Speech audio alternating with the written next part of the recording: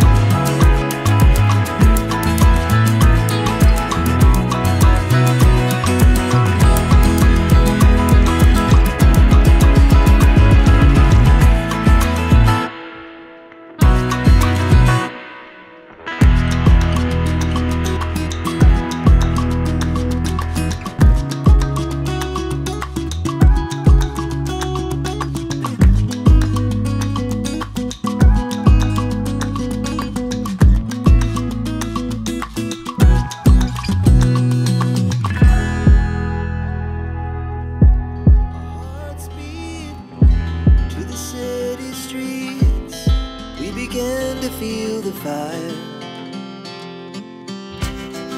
We rise like tall buildings as the chemicals, they take us higher. The night's young, and it's just begun, as she puts her hand in mine. We wanna chase the night, wanna dance to the light, pull the stars from the sky, just two hearts running wild. Never sleep, never stop, as we shout from the top.